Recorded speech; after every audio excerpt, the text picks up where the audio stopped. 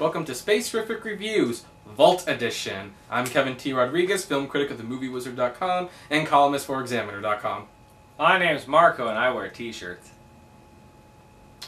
So, would you like to introduce the movies today? We're going to be talking about the Star Trek movies, the first 6 of them, with the original crew as they got old, because right now, you didn't see anything new. Yeah. So we decided to do something retro-y. We're setting up a special review with a guest that didn't work out quite tonight. So we're just sort of making this up on the fly. And so we thought we'd give the first 6 their dues, and maybe the other 4 a little bit later. Anyway, we're going to start it off here with Star Trek the Motion Picture, released in 1979, directed by... Robert Wise. There we go. The director of The Sound of Music. Right. And The Sand Pebbles. Sorry. Well, there's the one to throw in there, not The Day the Earth Stood Still. No, because we're going to review that one later. Oh, right. I knew that. Yeah. Anyway, Star Trek the Motion Picture concerns the crew of the Enterprise as they're 10 years older and looking a little 70s-ish, and they're investigating a big cloud, as we all know. And it is most remembered for being boring as hell. And it was. It sure was. In my opinion, I think they were getting the idea. People wanted Star Trek again. They were going to make a movie, and what happened to be pretty popular right before they revived it? 2001: A Space Odyssey. That was like 10 years before it. Was it? Yeah, 79, 69 or something? 79, 69. No, Star Wars is what set it off. You got Star Wars, you got Moonraker, which might have came out around the same time. That was a rip off of Star Wars. Well, here's the thing. 2001 was made in 1968. This feels...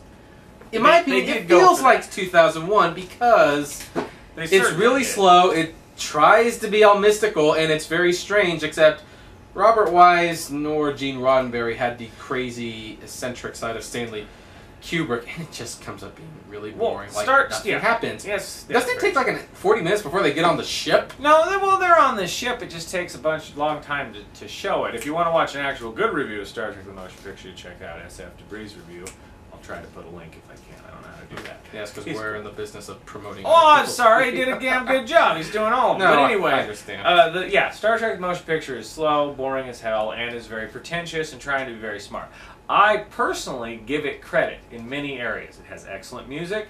The story itself, while very slow, is actually a very good story, I thought. I enjoyed the whole thing with V'ger and the cloud and what the conclusion was and all of that stuff. Yeah. It's just, it takes too damn long. Yeah, the story is kind of like one of those novels that's critically acclaimed where you're reading it and it's like, I see where the good story is, but it's not flowing as well as it should. Yeah, it's a very slow movie. Overall, though, I have to say I don't skip it. So, you know, when I watch all the Star Trek movies, which I do, you know, once a year or so, I actually give that one, despite how boring it is, I still kind of enjoy it in that certain seeing the crew again sort of way. And I'd actually give it 3 stars.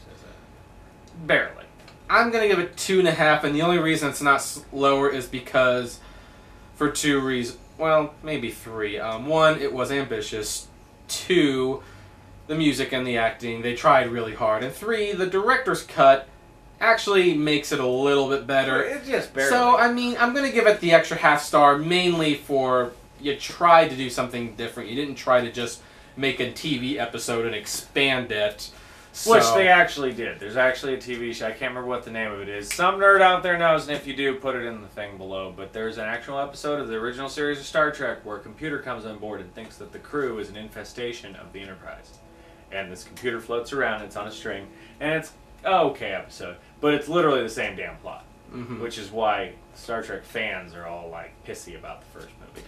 Anyway, we gave our thing on that. Anyway, on to Star Trek II, the Motion Picture, the greatest goddamn movie ever made. Star Trek II, the Motion Picture. Sorry, Star Trek II, the Wrath of Khan, the greatest goddamn movie ever made. Even I wouldn't have messed that one up. But I know. Okay. But it was very good.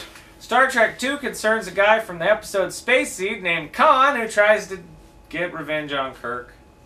That's about the whole damn plot. It's really essentially the way that I've described it in the past is the best damn submarine movie ever made. I absolutely love The Wrath of Khan. Can pull it out anytime, watch it anytime, and I know there's a whole bunch of other people that can't because it's just that badass. Your thoughts? Any further thoughts on The Wrath of Khan? Kind of shortchanged that one because we didn't have anything to bitch about. Yeah, I give it 4 stars. Excellent pacing, excellent chemistry between Kirk and Khan, because since it essentially is a good guy versus bad guy thing, their relationship is very and has to be there, and it is. Never together. And they're never together, which is also amazing. But it also does bring in an element that was probably largely missing from the first one, which was the relationship between Kirk, Spock, and the Doctor, who... Yeah. And they Bones. frickin' moved the pace up a bit, got a little more militaristic, kicked Gene Roddenberry out of there, completely messed up the first movie. Oh yeah, Gene Roddenberry. Got the second one going with Nicholas Meyer, the director, who was the guy that was like, screw you, Gene, I'm going to make my own vision of this. And he did it right. His way of doing everything Star Trek is the best way. Yep. Emotional ending. Gene, I hear, didn't like this movie very much. From what I understand, it wasn't his... Star Trek...